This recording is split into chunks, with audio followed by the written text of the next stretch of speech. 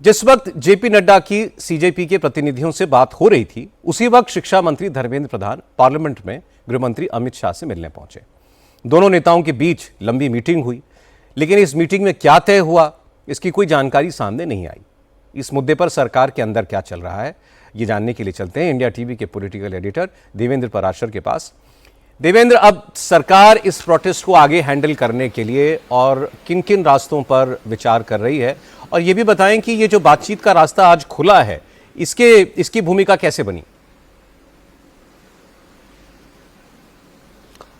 कल रात सौरभ, जो सोर्सेज के द्वारा हमें जानकारी मिली, उसमें अधिकारियों के मार्फत ये बात सीजेपी तक कम्युनिकेट कराया गया। जब सीजेपी ने ये कहा अधिकारियों से कि सरकार तो हमसे बातचीत भी नहीं कर रही है, तब उनको ये बताया गया कि क्या आपने सरकार से मिलने का कोई टाइम मांगा, क्या आप सरकार से मिलना चाहते हैं तो आपने कोई औपचारिक रिक्वेस्ट भेजा। तो आज जब औपचारिक रिक्वेस्ट सीजेपी के तरफ से गया, तो आज रिक्वेस्ट किया और आज ही सरकार ने उनको बुला भी लिया। देश के स्वास्थ्य मंत्री और जो कि राज्यसभा में नेता सदन है जेपी नड्डा, उन्होंने उनको मिलने को बुलाया और बहुत अच्छे माहौल में आज ये बातचीत हुई थी।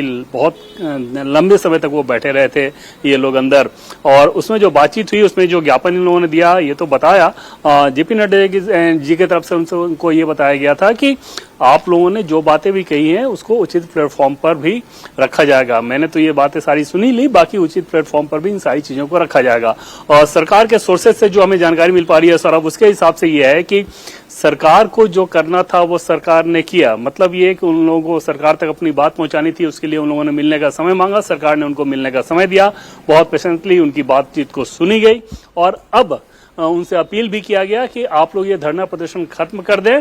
और तो उसके बाद सरकार के पास अब बहुत ज्यादा कुछ करने को बचता नहीं है, और निश्चित तौर पे इस हिसाब से तो कोई सरकार नहीं चल सकती कि कुछ लोग आके, खासतौर पे वैसे लोग जो कि नरेंद्र मोदी के ऑलरेडी कोई भी मसला हो तो उस पर एक विरोधी मानसिकता रखते हैं, और उस तरह के लोग एक प्रोटेस्ट कर रहे हैं, प्रोटेस्ट के बाद धमकी दें कि अगर शिक्षा मंत्री को नहीं हटाया गया, उनका इस्तीफा नहीं हुआ तो आमरण अनशन करेंगे या फिर इस प्रकार का विरोध प्रदर्शन करेंगे। तो कोई भी सरकार ऐसी चीजों के सामने नहीं झुक सकती, नरेंद्र मोदी की सरकार तो बिल्कुल नहीं। और इसमें ये बात सरकार के हिसाब से अगर आप देखें तो इसमें बहुत कुछ अब करने जैसे ही बात नजर नहीं आ रही है। इन आंदोलनकारियों को ये जरूर लग रहा होगा कि आज क्योंकि उन लोगों ने इतना हंगामा किया, चाहे मीडिया हो या फिर सोशल मीडिया, उस पर इतने सारे विजुअल्स चले, तो उसको वो अपनी एक उपलब्धि मान रहे होंगे कि पार्लियामेंट सेशन के पहले दिन उन्होंने इतना कुछ किया। लेकिन सरकार इसमें बहुत ज्यादा कुछ नहीं देख रही है जिसमें कुछ करने की गुंजाइश हो। स्वाभाविक तौर पे जो लोग भी नरेंद्र मोदी को पसंद नहीं करते वो कोई ना कोई मौका ढूंढते हैं। इस बार ये मौका नीट और धर्मेंद्र प्रधान के तौर पे है। अब दो बातें देवेंद्र और आपसे जाननी है। एक तो ये कि इसमें जो बाकी अपोजिशन पार्टीज हैं उनका रुख कैसा दिखाई दे रहा है, क्या वो अब इन स्टूडेंट्स के साथ या सीजेपी के साथ बढ़ चढ़कर कोई रोल अदा करना चाहते हुए दिख रहे हैं आपको? क्योंकि राहुल गांधी ने आज इस पर कोई कमेंट नहीं किया, बाद में उन्होंने जरूर एक वीडियो बनाया था। और दूसरी बात, क्या सरकार को आशंका है कि जो आज हुआ ये आगे भी हो सकता है? सौरभ, आम आदमी पार्टी के अलावा अगर आप देखें तो बाकी नेताओं में, बाकी दलों में और बाकी दलों के नेताओं में उस प्रकार का कोई उत्साह नजर नहीं आ रहा इस प्रोटेस्ट को लेके। और निश्चित तौर पे वो एक, क्योंकि ये सरकार विरोधी कोई भी चीज हो रही है, उसमें छात्रों का मसला अगर जुड़ा हुआ हो, छात्रों के मसले से जुड़े हुई होने की बात कही जा रही हो, तो वहां पर वो अपोजिशन के नेता निश्चित तौर पर उस पर रिएक्ट करेंगे। लेकिन इस प्रोटेस्ट में आपने देखा कि किसी भी प्रमुख दल ने अपने बहुत ज्यादा बड़े नेताओं को नहीं भेजा।